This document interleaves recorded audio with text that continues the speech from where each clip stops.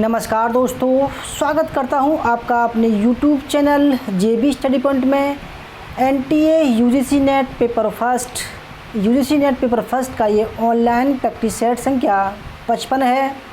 दोस्तों, व्याख्या सहित सवाल इसमें हमने दिए हैं जो आपके दिमाग में बिल्कुल फिट हो जाएंगे। दोस्तों, आप हमारा बायोडाटा देख सकते हैं। PhD 1 बार, GRF 4 बार, नेट पास। तो आइए शुरू करते हैं। दोस्तों, हमारा उद्देश्य है अब की बार नेट GRF पार। वीडियो शुरू करने से पहले अगर आप हमारे चैनल पर नए हैं और आपने अभी तक हमारा चैनल सब्सक्राइब नहीं किया तो प्लीज़ सब्सक्राइब कर लें। उसके पास में ज्वाइन का बटन है, 59 रुपये की मेंबरशिप ले सकते हैं दोस्तों आप, क्योंकि आने वाले समय में यूट्यूब मेंबरशिप लेने के लिए आपको बाध्य कर देगा। क्योंकि दोस्तों, इससे फ़ायदा ये होगा कि हम आपको PDF देंगे, ठीक है, 59 रुपये के बदले। तो वीडियो को लाइक ज़रूर करना, शेयर करना और बेल आइकन को ज़रूर प्रेस करना, जिससे कि आने वाली नई वीडियो की नोटिफिकेशन आपको पहले ही मिल सके। तो आइए शुरू करते हैं। सबसे पहला सवाल है दोस्तों, हमने जो हमारा प्रैक्टिस सेट है उसका एक नियम है कि जब आप प्रैक्टिस सेट दें तो हर एक सवाल का कमेंट करके आंसर दें आप, ठीक है, तभी हमको अच्छा लगता है और आप ऐसा महसूस करें जैसे रियल में आप नेट का एग्ज़ाम दे रहे हों। तो शुरू करते हैं। सबसे पहला सवाल है, 5 सेकंड आपको समय दिया जाएगा कमेंट करने के लिए। तो हम संदेशों को ध्यानपूर्वक सुनते हैं और अनुकूल ढंग से उनकी व्याख्या करते हैं, जिससे हमारी स्वयं छवि निखरती है तथा संदेशों को अस्वीकार करते हैं या उनकी गलत व्याख्या करते हैं, यह कहलाता है। दोस्तों, पेपर फर्स्ट की एक बात है कि इसको अगर आप समझ गए तो आप कहीं भी मार नहीं खाओगे पेपर फर्स्ट के एग्ज़ाम में। आपके सामने ऑप्शन ये रहे, संप्रेषण, चयनात्मकता, परिवर्तन प्रतिरोध, छवि यौक्तिकरण, संप्रेषण, विरूपण। दोस्तों, इसमें जो थोड़ी लैंग्वेज होती है बहुत हार्ड होती है समझने की, बस आपको देरी है, बिल्कुल आसानी से आप हल कर पाओगे। तो दोस्तों, सवाल कह रहा है कि हम संदेशों को ध्यानपूर्वक सुनते हैं। संदेश माना गया यानी कोई बोल रहा है, कैसे भी XYZ हम उनको सुनते हैं और अनुकूल ढंग से उनकी व्याख्या करते हैं, जिससे हमारी स्वयं छवि निखरती है, बिल्कुल ठीक है। तो संदेशों को अस्वीकार करते हैं या उनकी गलत धारणा व्याख्या करते हैं, यह कहलाता है। तो दोस्तों, यह कहलाता है ऑप्शन नंबर फर्स्ट, संप्रेषण चयनात्मकता, ठीक है, संप्रेषण चयनात्मकता कहलाता है ये। इसकी व्याख्या में लेके आए हैं। अगर आप हमारी बातों से संतुष्ट नहीं हैं तो आप जो इसकी व्याख्या है उससे संतुष्ट हो सकते हैं। हम संदेशों को ध्यानपूर्वक सुनते हैं और अनुकूल ढंग से उनकी व्याख्या करते हैं, जिससे हमारी स्वयं छवि निखरती है तथा संदेशों को अस्वीकार करते हैं या उनकी गलत व्याख्या करते हैं, तो यह संप्रेषण चयनात्मकता कहलाती है। संप्रेषण चयनात्मकता के अंतर्गत संदेश प्राप्तकर्ता बिना पूरा संदेश सुने उसके किसी भाग के आधार पर संदेश की व्याख्या कर देता है, जिससे संप्रेषण का सही अर्थ नहीं निकल पाता है। संप्रेषण का मतलब होता है दोस्तों, जैसे मैं किसी भी बात को आपको पहुंचाऊं बिगर उसका अर्थ समझे तो वो क्या होती है, संप्रेषण का अर्थ जो है उसका वो सही अर्थ नहीं निकलता है। दूसरा सवाल है, व्यष्टि अध्ययन या केस स्टडी क्या है। पहला ऑप्शन आपके सामने, आनुवांशिकी तथा सूक्ष्म जैविकी में किए गए अध्ययन। दूसरा, विषय या सब्जेक्ट इकाई तथा इससे संबंधित स्थितियों का गहन अध्ययन परीक्षण। तीसरा, विद्यमान सामाजिक राजनीतिक स्थिति पर रिपोर्ट। या चौथा, स्वास्थ्य एवं स्वच्छता के क्षेत्र में विशिष्ट शोध। दोस्तों, बहुत ही शानदार ये सवाल है, केस स्टडी या व्यष्टि अध्ययन। तो केस स्टडी बाकी में हकीकत में है क्या। तो फ्रेंड्स, व्यष्टि अध्ययन का जो सही आंसर वो है ऑप्शन नंबर बी, ठीक है। व्यष्टि या सब्जेक्ट, विषय या सब्जेक्ट इकाई तथा इससे संबंधित स्थितियों का गहन परीक्षण किया जाता है। व्याख्या, विषय, सब्जेक्ट इकाई तथा इससे संबंधित स्थितियों का गहन परीक्षण व्यष्टि अध्ययन या केस स्टडी के अंतर्गत आता है। व्यक्तिगत या व्यष्टि अध्ययन केस स्टडी विषय विशेष जैसे बालक समूह या घटना के गुण दोष एवं असमानताओं का विश्लेषण है। यंग कहते हैं कि केस स्टडी किसी इकाई के जीवन का अन्वेषण तथा विश्लेषण की पद्धति है, चाहे वह एक व्यक्ति, परिवार, संस्था, सांस्कृतिक समूह या संपूर्ण समुदाय हो। अर्थात केस स्टडी गुणात्मक विश्लेषण का एक रूप है जिसमें किसी व्यक्ति, परिस्थिति या संस्था का बहुत सावधानी तथा पूर्णता के साथ अवलोकन किया जाता है। यानी कि दोस्तों कोई भी केस हो उसका स्टडी करना, तो अगर हम स्टडी करेंगे उसकी तो गहन अध्ययन करेंगे। ठीक है। तीसरा सवाल है, किसी कक्षा में संचार प्रौद्योगिकी के उपयोग में निहित मान्यता होती है। संचार प्रौद्योगिकी माने संचार टेक्नोलॉजी, कम्युनिकेशन टेक्नोलॉजी। तो पहला ऑप्शन है अन्य मनस्क आग्राहक, दूसरा आरामदायक परिवेश, तीसरा विषय वस्तु का बहिर्वेशन, चौथा है अभिव्यक्तियों और अनुप्रयोगों के रूप में।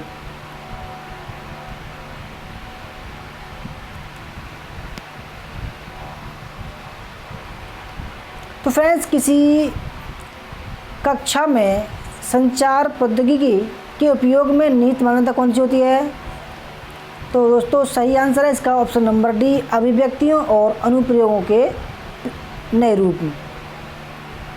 इसकी व्याख्या, अभिव्यक्तियों और अनुप्रयोगों को नए रूप में उपयोग करना किसी कक्षा में संचार प्रौद्योगिकी की निहित मान्यता होती है। कक्षा में संचार प्रौद्योगिकी का उपयोग किए जाने से अधिगमकर्ता के अभिव्यक्तियों का विकास होता है और उनके अनुप्रयोगों का अवसर भी मिलता है। तो अधिगमकर्ता होता है छात्र। ठीक है, ध्यान देना, छात्र होता है। अगर हम किसी कक्षा में टेक्नोलॉजी, संचार टेक्नोलॉजी का प्रयोग करेंगे, जैसे कि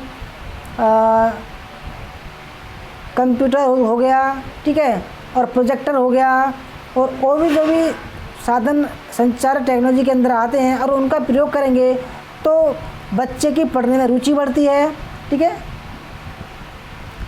चौथा सवाल है, आईटी या आईसीटी यानी कि इंफॉर्मेशन टेक्नोलॉजी या इंफॉर्मेशन कम्युनिकेशन टेक्नोलॉजी के संदर्भ में इसमें स्पैमिंग के बारे में कौन सा कथन सही है? स्पैमिंग क्या होता है आईसीटी की यूनिट में? तो पहला ऑप्शन देखते हैं, स्पैमिंग बड़ी संख्या में श्रोताओं को आयाचित विज्ञापन संदेश भेजना या उन्हें ईमेल करना है। दूसरा, स्पैमिंग चैट वार्ता में अनर्थक निरर्थक संवाद की पंक्तियां लिखकर भेजना है। तीसरा, स्पैमिंग ऐसे संदेश को पोस्ट करता है जिसमें किसी आपत्तिजनक लेख अंतर्विष्ट है। चौथा, स्पैमिंग विश्वासपात्र व्यक्ति के रूप में छल साधन कर दुर्भावनापूर्ण कारणों से संवेदी सूचना प्राप्त करता है।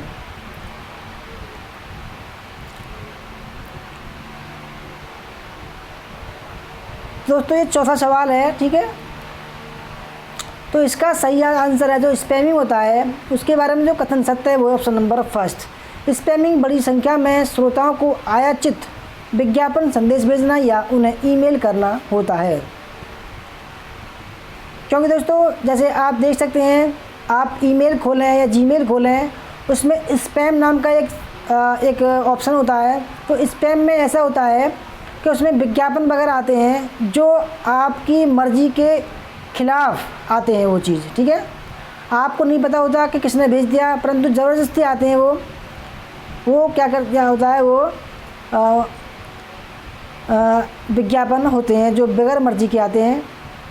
इसकी व्याख्या देख लेते हैं। आईसीटी या आईसीटी के संदर्भ में स्पैमिंग बड़ी संख्या में श्रोताओं को आयाचित विज्ञापन संदेश भेजने या उन्हें ईमेल करने से है। स्पैम उस प्रकार के ईमेल को कहा जाता है जो थोक में बिना मांगे या बुलाए आ जाते हैं, जिसमें प्राय विज्ञापन भरे होते हैं। स्पैम ईमेल कमर्शियल एडवर्टाइजिंग का एक रूप है जो आर्थिक रूप से व्यवहार है। ठीक है। पांचवा सवाल है, सर्वाधिक आसान अभिव्यक्तिक स्केल जो एक समाकलित कोटि निर्धारित स्केल होता है कहलाता है। दोस्तों बिल्कुल भाषा जो है ये बिल्कुल नेट के एग्ज़ाम की है। ये मत समझना कि क्या क्या ये कौन कौन से सवाल आ गए, बिल्कुल सेम टू सेम भी क्वेश्चन आएंगे। ठीक है, तो पहला सवाल है Guttman scale, Likert scale, Thurstone scale, या ऑप्शन नंबर 4 है MLA स्केल। तो सर्वाधिक आसान अभिव्यक्तिक स्केल जो एक समाकलित कोटि निर्धारण स्केल होता है वो क्या कहलाता है?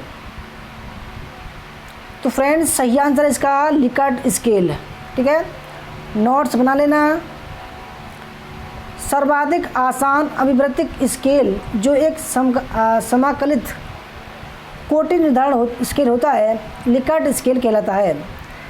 लिकर्ट स्केल को लिकर्ट मापनी के नाम से जानते हैं। अभिव्यक्तियों को अपने के संबंध में मापने के संबंध में थर्स्टन और लिकर्ट का पैमाना अधिक प्रसिद्ध है। लिकर्ट की अभिव्यक्ति मापन विधि की निम्नलिखित प्रमुख लक्षण हैं, जैसे इस विधि के आधार पर अभिव्यक्ति मापनी की रचना आसानी से हो जाती है। दूसरा, इसमें प्रत्युत्तर केवल 5 बिंदु पैमाने पर देना होता है। तीसरा, इस विधि के प्रयोग में समय एवं श्रम की बचत होती है। चौथा, यह विश्वसनीय विधि है। अब छठा सवाल देखते हैं, बहुत ही शानदार सवाल है। निम्नलिखित में से कौन सा कथन ICT के बारे में सही है? ठीक है, ICT के बारे में कई सवाल आ चुके हैं। तो पहला सवाल देखते हैं, पहला ऑप्शन, ICT एक परिवर्णी है जिसका तात्पर्य इंफॉर्मेशन एंड कम्पिटिटिव टेक्नोलॉजी या सूचना एवं प्रतिस्पर्धात्मक प्रौद्योगिकी है। दूसरा, समावेशी शिक्षा में अधिगम समर्थन के लिए ICT का प्रभावी उपयोग सभी शिक्षार्थियों के लिए एक अच्छे शिक्षण का उदाहरण है। तो आपको ये बताना है केवल P ठीक है या केवल Q ठीक है। P या Q दोनों ठीक है, ये न तो P ठीक है और न Q ठीक है।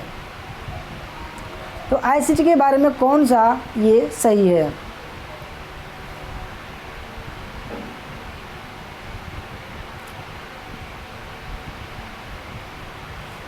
तो फ्रेंड्स ICT के बारे में पहला ऑप्शन जो गलत है और दूसरा ऑप्शन ठीक है। ठीक है, और इसका B जो ऑप्शन ठीक हो जाएगा। इसकी व्याख्या देख लेते हैं।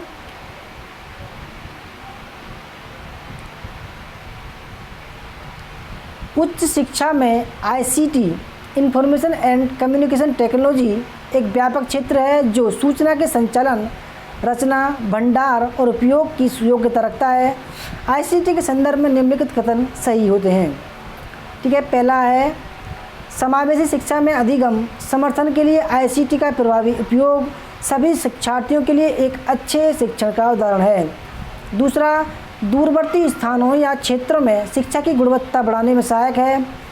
तीसरा, उच्च शिक्षा संस्थानों में अधिक पारदर्शिता प्रणाली लाने से उनकी प्रक्रियाओं और अनुपालन मानदंडों को मजबूती मिली है। चौथा, इंटरनेट, वर्चुअल क्लासरूम, उपग्रह और अन्य माध्यमों द्वारा पाठ्यक्रम वितरण के साथ दूरस्थ शिक्षा सुविधाजनक बना दी गई है। अतः विकल्प कौन सा ठीक है? B ठीक है। 7वां सवाल देखते हैं, समावेशी शिक्षा का अर्थ है। दोस्तों बहुत ही शानदार सवाल है। समावेशी शिक्षा होती क्या है, इसको आपको समझना पड़ेगा। तो पहला ऑप्शन देखते हैं, वह सुनिश्चित करना कि प्रत्येक बच्चे का अधिगम परिणाम हो। दूसरा, निःशक्तों को मुख्य धारा में शामिल करें। तीसरा, 14 वर्ष से कम उम्र के बच्चों को अनिवार्य शिक्षा देना, यानी कि 14 वर्ष तक के बच्चों को। चौथा, यह सुनिश्चित करना कि कोई बच्चा शिक्षा में पीछे ना रहे। तो फ्रेंड्स सरकार का एक प्रमुख उद्देश्य है समावेशी शिक्षा प्रदान करना। तो इस सवाल का जो सही आंसर कौन सा होगा आपकी नज़र में? तो फ्रेंड्स इस सवाल का सही आंसर होगा ऑप्शन नंबर D। समावेशी शिक्षा जो है वो एक यह सुनिश्चित करना होता है, उसका उद्देश्य है कि कोई बच्चा शिक्षा में पीछे ना रहे। समावेशी शिक्षा का अर्थ यह सुनिश्चित करना है कि कोई बच्चा पीछे नहीं रह जाए। समावेशी शिक्षा एक ऐसी प्रणाली है जिसमें सामान्य बच्चों के साथ विशेष बच्चों को भी शिक्षा का समान अवसर मिलता है। समावेशी शिक्षा प्रत्येक बच्चे की व्यक्तिगत शक्तियों का विकास करती है तथा आत्मनिर्भरता की भावना का विकास करती है।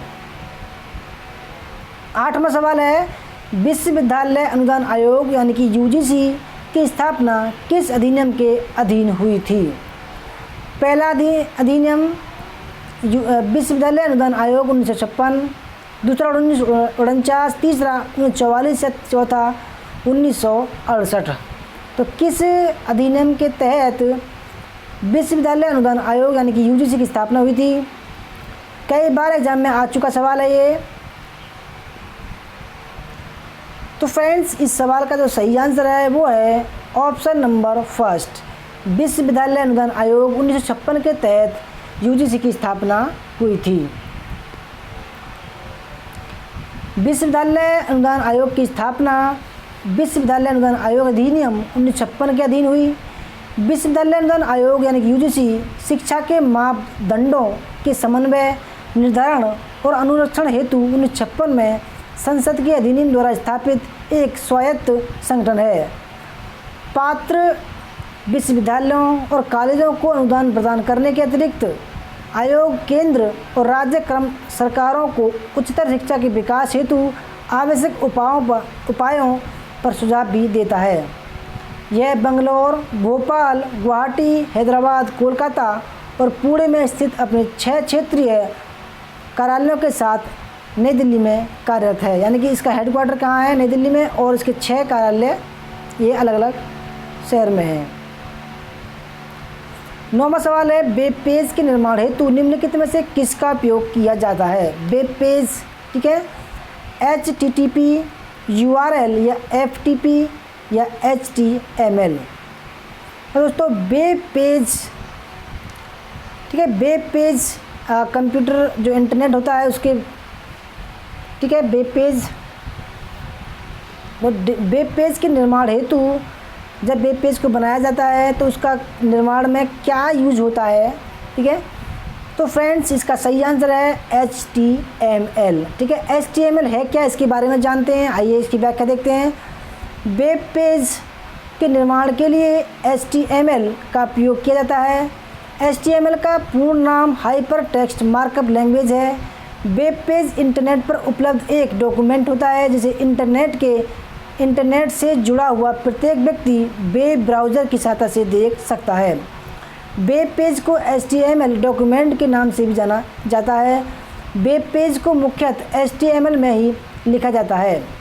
HTML भाषा के अतिरिक्त से अन्य प्रोग्रामिंग भाषाओं में भी लिखा जाता है। दुनिया का पहला वेब पेज टिम बर्नर्स-ली द्वारा सन 1991 में बनाया गया। पहले वेब पेज को लिखने के लिए HTML का उपयोग किया गया था और आज भी इस भाषा का उपयोग सबसे अधिक किया जाता है। 10वां सवाल आपके सामने है, आंकड़ा संचयन और गणना परिकलन के लिए कंप्यूटर द्वारा प्रयुक्त संख्या प्रणाली है। यानी कि जो कंप्यूटर होता है दोस्तों वो गणना जो प्रोसेसिंग करता है, किसी भी माना कैलकुलेशन करता है, वो किस वे में करता है, ठीक है, उसकी प्रणाली क्या है। जैसे ऑप्शन नंबर फर्स्ट है बाइनरी, ऑक्टल, डेसिमल और हेक्साडेसिमल। ठीक है, तो आपको पता लगाना कि कंप्यूटर कौन सी प्रणाली पर काम करता है। तो फ्रेंड्स सही आंसर है ऑप्शन नंबर फर्स्ट। ठीक है, बाइनरी में जो डिजिट होते हैं, 2 डिजिट होते हैं, 0 और 1। ठीक है, ध्यान रखना कई बार एग्जाम में आ चुका है, 0 1 की डिजिट होती है और यह इसकी कंप्यूटर की प्रणाली होती है जिससे यह कैलकुलेशन करता है। इसकी व्याख्या देख लेते हैं। आंकड़ा संचयन और गणना परिकलन के लिए कंप्यूटर द्वारा बनाए बाइनरी संख्या प्रणाली का प्रयोग किया जाता है। बाइनरी संख्या पद्धति में केवल 2 अंकों 0 और 1 को बाइनरी डिजिट या संक्षेप में बिट कहते हैं। बाइनरी संख्या का प्रयोग मशीनी भाषा में प्रोग्राम लिखने के लिए होता है। चूँकि कंप्यूटर मात्र 0 और 1 को ही समझता है और कंप्यूटर का सर्किट यानी परिपथ इन बाइनरी कोड को पहचान लेता है और इसे विद्युत संकेतों में परिवर्तित कर देता है। 11वां सवाल है, कौन सा प्रदूषक समुद्री प्रदूषक का सबसे बड़ा स्रोत है? पहला ऑप्शन है कृषि अपवाह, तेल रिसाव, औद्योगिक एक्रेस्ट जल या सीवेज।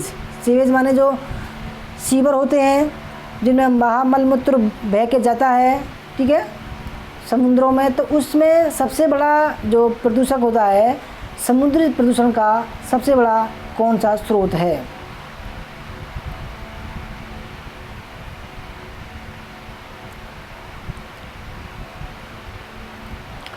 तो फ्रेंड्स, समुद्री प्रदूषण का जो सबसे बड़ा स्रोत होता है वो कृषि अपवाह भी होता है और सीवेज यानी कि जो मलमूत्र होता है, ठीक है, बाह्य मल होता है, उनसे इस ऑप्शन में दो ठीक है, कृषि अपवाह और सीवेज।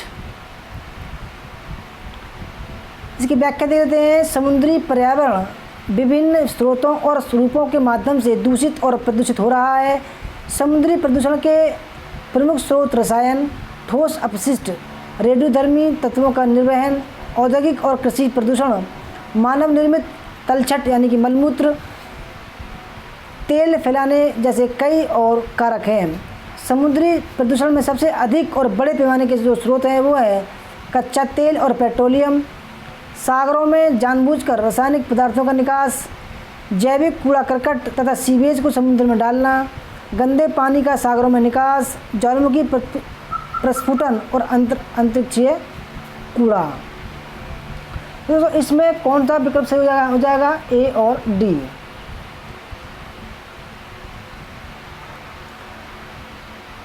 नीचे दो स्तंभ दिए गए हैं।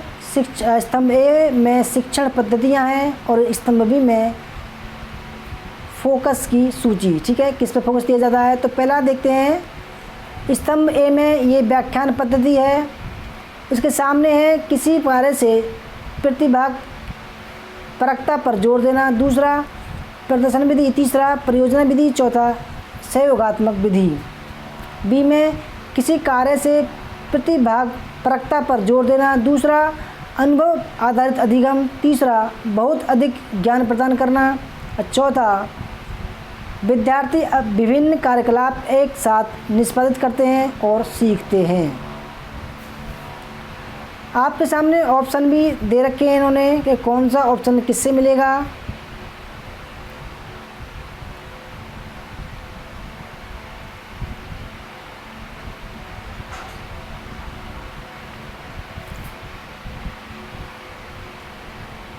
तो फ्रेंड्स आइए देखते हैं। तो पहला है व्याख्यान विधि, ठीक है।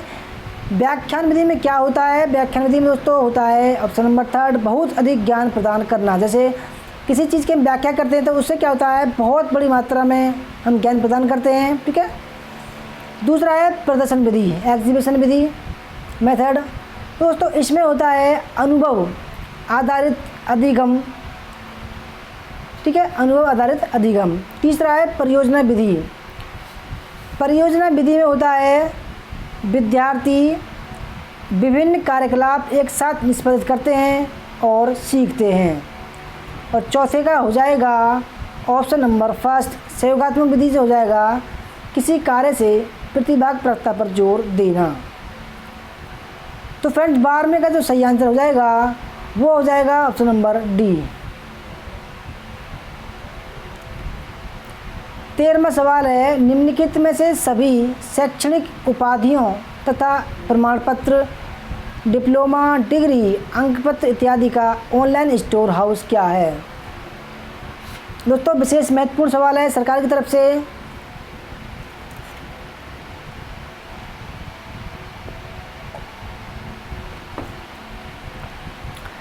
सरकार की तरफ से जोर दिया जा रहा है कि अपने जो डॉक्यूमेंट हैं किसी वेबसाइट पर उन्होंने कुछ बता रखा है, ठीक है, वहाँ पर उन्हें भेजना है। जैसे ऑप्शन नंबर फर्स्ट कहाँ भेजना है? स्वयं। दूसरा नेशनल डिजिटल लाइब्रेरी, तीसरा नेशनल एकेडमिक लाइब्रेरी, या चौथा नेशनल एकेडमिक डिपॉजिटरी, ठीक है। दोस्तों सभी को बनाने पड़ेंगे ये चीज़। इसको बोलते हैं NAD नेड, ठीक है, नेड ID बोलते हैं। तो दोस्तों जहाँ पर प्रमाण पत्र, डिप्लोमा, डिग्री, अंक पत्र ऑनलाइन का स्टोर जमा होता है तो इसका जो सही आंसर हो जाएगा वो हो जाएगा नेशनल एकेडमिक डिपॉजिटरी। ये एग्ज़ाम में आ चुका सवाल है। इसकी व्याख्या देख लेते हैं। सभी शैक्षणिक उपाधियां तथा प्रमाण पत्र, डिप्लोमा, डिग्री, अंक पत्र इत्यादि के ऑनलाइन स्टोर हाउस को नेशनल एकेडमिक डिपॉजिटरी कहा जाता है। तो इससे फ़ायदा क्या है? इससे ये फ़ायदा है कि आपको कहीं भी जैसे आपका इंटरव्यू हो रहा है तो आपको अपने कागजात नहीं ले जाने पड़ेंगे, वहाँ पर आप अपनी नेट आईडी बताना और सारे डॉक्यूमेंट वो आपको ऑनलाइन चेक कर लेंगे, बिल्कुल असली। ठीक है, तो उसमें क्या होगा, अपना आधार कार्ड नंबर डालकर इसमें रजिस्ट्रेशन करना पड़ेगा और सारे डॉक्यूमेंट अपलोड करने पड़ेंगे। ठीक है, 14वां सवाल है, निम्नलिखित में से किसको गौण वायु प्रदूषक माना जाता है?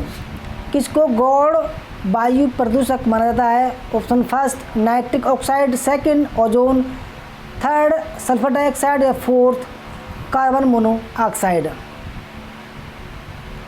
निम्नलिखित में से किसको गौण वायु प्रदूषक माना जाता है?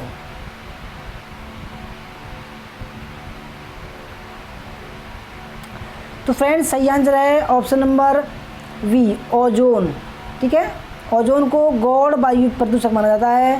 इसकी व्याख्या देख लेते हैं। जब मानवीय अथवा प्राकृतिक कारणों से गैसों की निश्चित मात्रा के अनुपात में अवांछनीय परिवर्तन हो जाता है या वायु में कुछ अतिरिक्त और विषाक्त गैस या कणिकीय पदार्थ मिल जाते हैं तो उसे वायु प्रदूषण कहते हैं।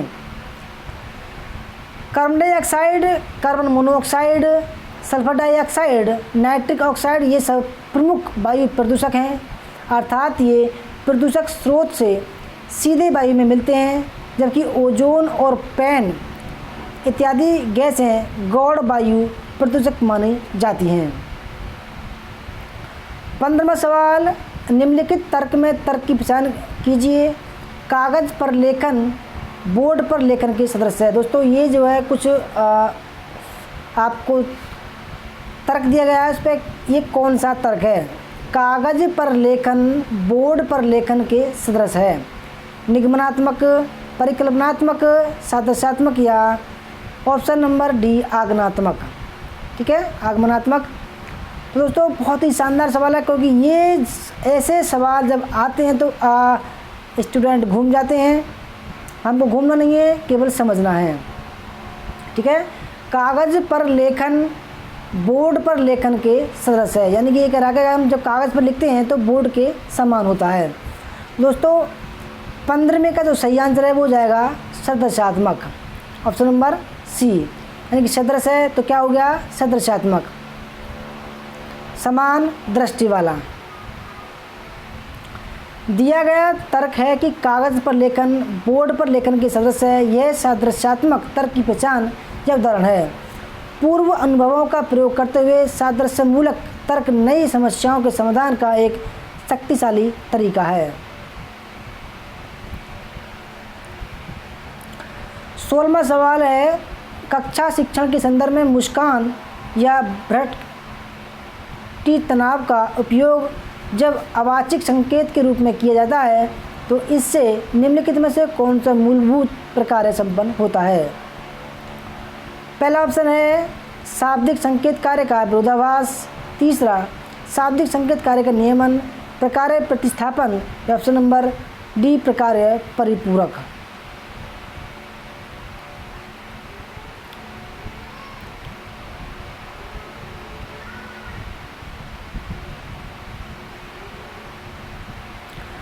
तो फ्रेंड्स सही आंसर है इसका ऑप्शन नंबर सी प्रकार प्रतिस्थापन।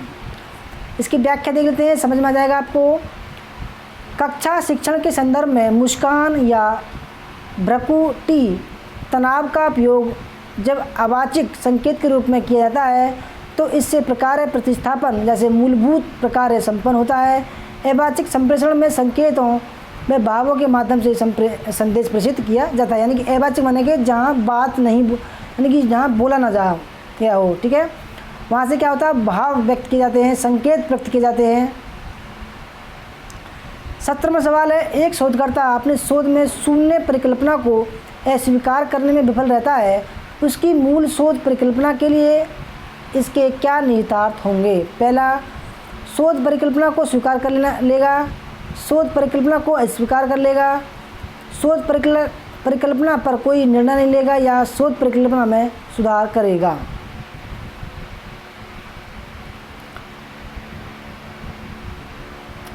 तो फ्रेंड्स सही आंसर इसका ऑप्शन नंबर बी, शोध परिकल्पना को अस्वीकार कर लेगा। इसकी व्याख्या देख लेते हैं। एक ऐसी स्थिति जब शोधकर्ता या अनुसंधानकर्ता अपनी शोध में शून्य परिकल्पना को अस्वीकार करने में विफल रहता है तो वह अपनी मूल शोध परिकल्पना को अस्वीकार कर लेगा। 18वां सवाल है, किस प्रकार के मूल्यांकन में अधिगमकर्ता की कमियों एवं कठिनाइयों की पहचान पर बल दिया जाता है? संकलनात्मक अनुवर्ती मूल्यांकन, नैदानिक मूल्यांकन या मापन संदर्भित मूल्यांकन?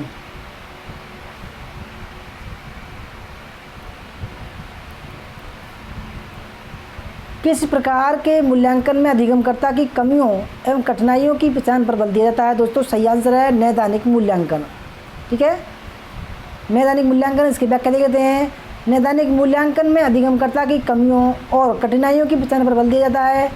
नैदानिक मूल्यांकन एक ऐसी प्रक्रिया है जिसके द्वारा शिक्षक द्वारा अपने विद्यार्थियों के असंतुलित व्यक्तित्व, कुसमायोजित व्यवहार आदि परिस्थितियों को दूर करने का प्रयास करता है। इसमें संयम और धैर्य की आवश्यकता होती है। जिस तरह चिकित्सक अपने मरीज की बीमारी सुनकर बीमारी के कारणों की जांच करता है ताकि उसका सही उपचार किया जा सके, उसी तरह शिक्षक भी विद्यार्थी के अध्ययन में रुकावट या मंद गति के कारणों का अध्ययन करता है ताकि वह उसको दूर करके विद्यार्थी की अधिगम क्रिया का विकास कर सके। 19वां सवाल है, रंगों के माध्यम से संप्रेषण का परिणाम हो सकता है? पहला ऑप्शन है सौंदर्यपरक संकेत, सांस्कृतिक संकेत, अर्थविषयक संकेत या द्विआधारी संकेत।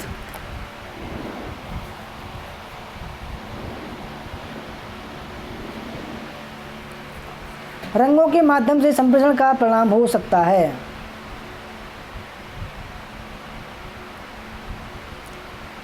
तो फ्रेंड्स इसकी जो ऑप्शन ये रहे कूट।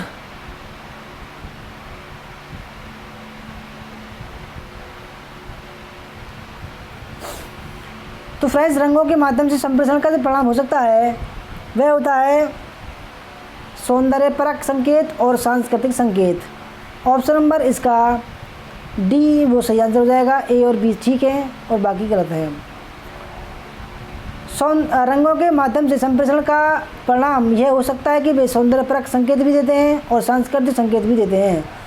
संप्रेषण प्रक्रिया में प्रयुक्त किए जाने वाले रंगों का बहुत ही महत्वपूर्ण योगदान होता है क्योंकि ऐसी स्थिति में वे बहुत से अर्थों को स्वतः ही व्यक्त कर देते हैं। 20वां सवाल है, शिक्षा की गुरुकुल प्रणाली का क्या उद्देश्य रहा है? पहला ऑप्शन समानता और उत्कृष्टता को बढ़ावा देना, दूसरा अधिगम में तनाव को न्यून करना, तीसरा भावी अधिगम के लिए सशक्त कर बनाना और चौथा स्वयं सहायता को प्रोत्साहित करना। शिक्षा की गुरुकुल प्रणाली का क्या उद्देश्य रहा है? तो फ्रेंड्स सही आंसर है समानता और उत्कृष्टता को बढ़ावा देना।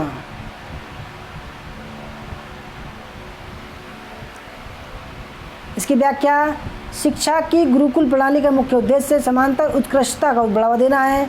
आचार्य गुरुकुल में शिक्षा देते हैं। गुरुकुल में प्रवेश करने के लिए 8 वर्ष का होना अनिवार्यता और 25 वर्ष की आयु तक लोग वहाँ रहकर शिक्षा प्राप्त के साथ ब्रह्मचर्य का पालन करते थे।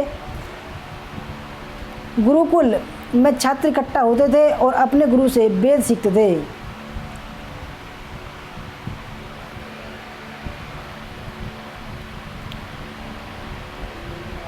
सामाजिक मानकों के बावजूद हर छात्र के साथ समान व्यवहार किया जाता था। किसी के साथ किसी प्रकार का कोई भेदभाव नहीं था। जितना पढ़ने का अधिकार ब्राह्मणों को था उतना ही शूद्र को भी था।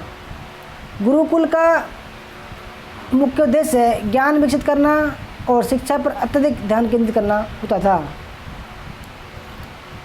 21वां सवाल है, सतही ओजोन की निर्मित में निम्नलिखित में से कौन महत्वपूर्ण भूमिका निभाते हैं?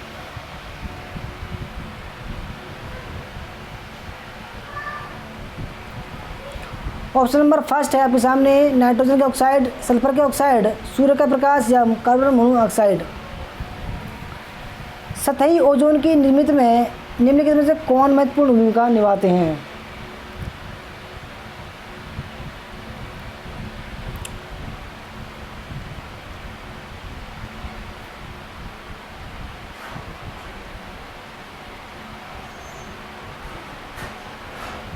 तो फ्रेंड्स, इस सवाल का जो सही आंसर है वो है ऑप्शन नंबर पहला भी ठीक है, ठीक है,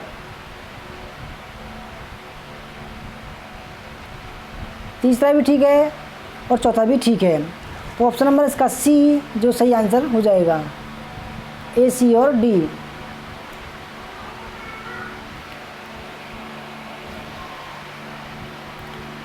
सतही ओजोन का निर्मित व निम्नलिखित तत्वों के महत्वपूर्ण भूमिका निभाते हैं। नाइट्रोजन ऑक्साइड, सूर्य का प्रकाश, कार्बन मोनोऑक्साइड।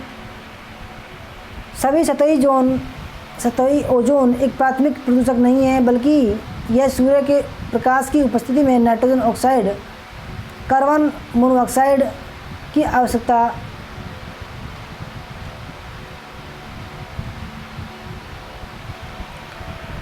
सतही ओजोन एक प्राथमिक प्रदूषक नहीं है, बल्कि यह सूर्य के प्रकाश की उपस्थिति में nitrogen oxide, carbon dioxide, monoxide की रासायनिक अभिक्रियाओं के कारण उत्पन्न होता है। कार्बन मोनोऑक्साइड की रासायनिक अभिक्रिया के कारण उत्पन्न होती है। जब तापमान वृद्धि होती है तो ओजोन के उत्पादन की दर भी बढ़ जाती है।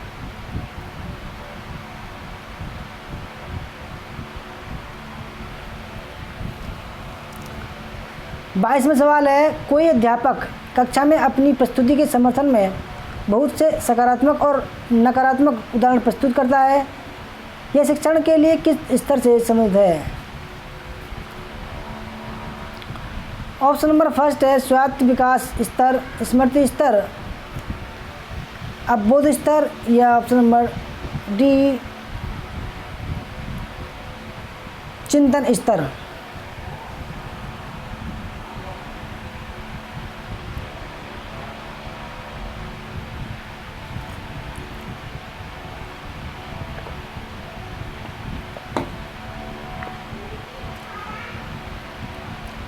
तो फ्रेंड्स, 22वें का सही आंसर है अवबोध स्तर या अंडरस्टैंडिंग लेवल।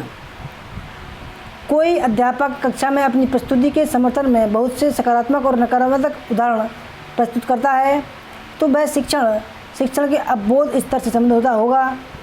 इस स्तर के शिक्षण में शिक्षक छात्रों के समक्ष पाठ्य वस्तु को इस प्रकार प्रस्तुत करता है कि छात्रों को अवबोध के लिए अधिक से अधिक अवसर मिले और छात्रों में आवश्यक सूझबूझ उत्पन्न हो। इस प्रकार के शिक्षण में छात्रों की सहभागिता बनी रहती है। यह शिक्षण उद्देश्य से केंद्रीय तथा सूझबूझ से युक्त होता है। 23वां सवाल है, संचार की भाषा का गठन है यादृच्छिक संचार, सामाजिक संचार, दैवी संचार या अचयनित संचार। संचार की भाषा का गठन है।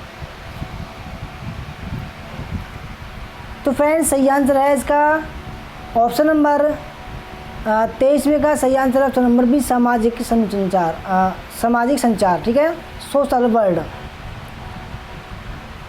इसकी व्याख्या, सामाजिक संचार से संचार की भाषा का गठन होता है क्योंकि व्यक्ति जन्मांतर तक संप्रेषण की जिस क्रिया का भी अनुसरण करता है वह उसे कहीं न कहीं समाज से ही प्राप्त होता है।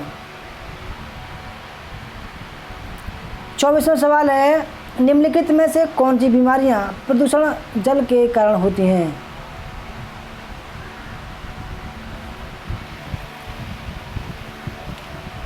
पहला ऑप्शन है गियार्डिया, डेंगू, एमओ है 42,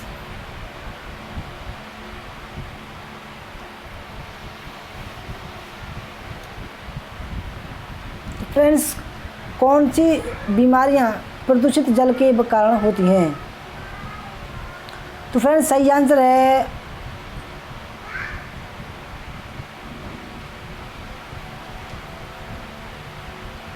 गियार्डिया, एमोहलियासिस और टाइफाइड। ठीक है, ऑप्शन नंबर इसका बी है जो सही आंसर है।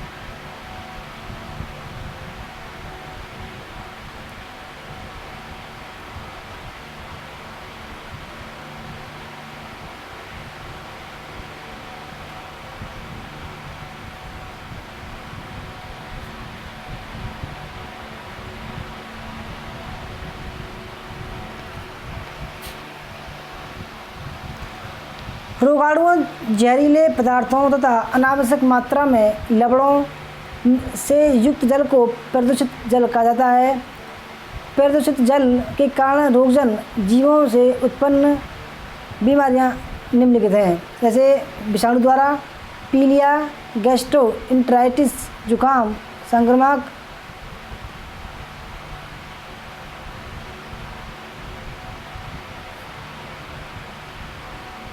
जीवाणु द्वारा क्या होता है, अतिसार, पेचिस, हैजा, जठरग्रंथ शोथ, इवाहिका, उपदंश, सुजाक आदि।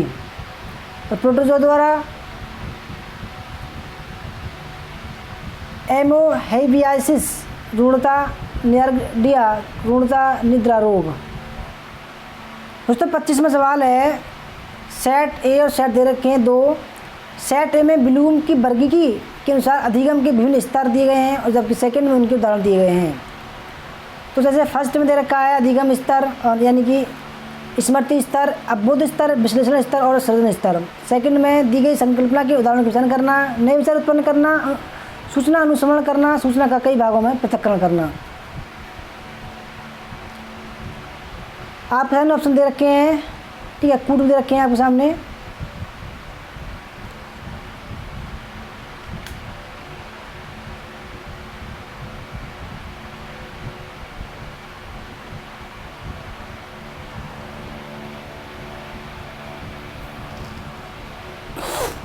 तो दोस्तों ये देखते हैं, सबसे पहला है स्मृति स्तर। ठीक है, स्मृति यानी आप समझ होंगे याद, स्मृति याद करना, रिमेंबर। तो इसका जो लक्षण होता है वो है सूचना को अनुस्मरण करना यानी सूचना को याद करना। दूसरा है अवबोध यानी कि अंडरस्टैंड यानी समझना, समझने वाला स्तर। इसका क्या है, इसका वो है दी गई संकल्पना के उदाहरणों की पहचान करना। तीसरा है विश्लेषण करना यानी किसी चीज़ का विश्लेषण करना। तो इसमें क्या होता है, सूचना का कई भागों में पृथक्करण। जब विश्लेषण करेंगे तो पृथक्करण भी करेंगे हम। सृजन स्तर, तो इससे दोस्तों क्या होता है, नए विचार उत्पन्न करना यानी कि कुछ विचार नए का निर्माण करना, सृजन करना। दोस्तों 25 में का जो सही आंसर हो जाएगा वो हो जाएगा ऑप्शन नंबर डी। 26वां सवाल है, यानी कि इसका व्याख्या है, मैंने देख चुका हूँ पहले ही। 26वां सवाल है, निम्नलिखित में से परीक्षण के किस प्रकार में एक विद्यार्थी की दूसरे विद्यार्थी के कार्य निष्पादन के साथ परस्पर तुलना की जाती है। पहला ऑप्शन है संदर्भित परीक्षण, दूसरा नैदानिक परीक्षण, तीसरा संकलनात्मक परीक्षण या चौथा मानक संदर्भित परीक्षण।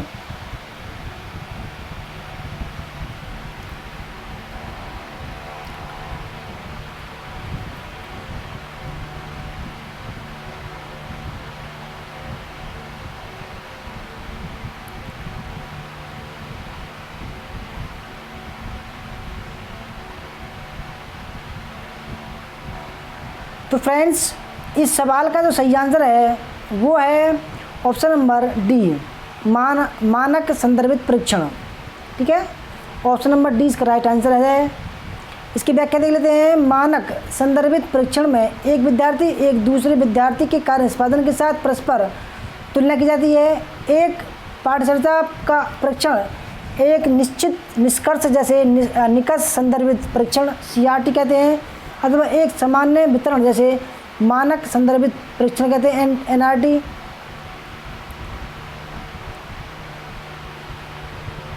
साधारणतः भारतीय स्कूल पद्धति में हम मानक संदर्भित परीक्षण का प्रयोग करते हैं, जहां परीक्षण के परिणामों का प्रयोग पाठ्यचर्या के दो सेटों का मिलान करने के लिए होता है।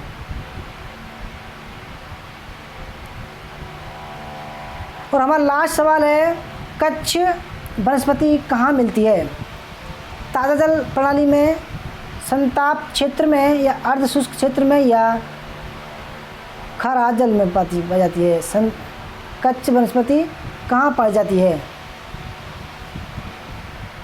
तो फ्रेंड्स कच्छ वनस्पति जो पाई जाती है वो पाई जाती है खारे जल में। तो नंबर डी इसका राइट आंसर है।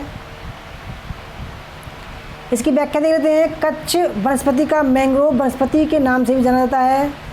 कच्छ वनस्पति के भौगोलिक वितरण को अनियंत्रित करने वाला मुख्य कारक वहाँ के वातावरण का तापमान है। कुछ वनस्पति प्राय खारे जल में मिलती है, वहाँ उन्हें लाल मैंग्रोव वनस्पति की श्रेणी में रखा जाता है।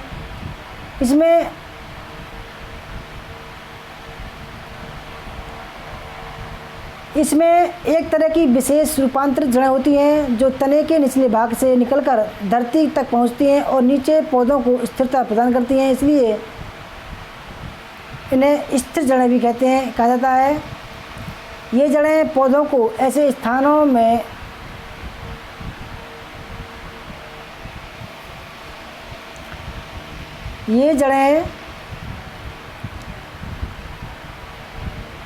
इसलिए इन्हें स्थिर जड़ें कहा जाता है। ये जड़ें पौधों को ऐसे स्थान में उगने की क्षमता प्रदान करती हैं जहाँ भूमि में ऑक्सीजन कम होती है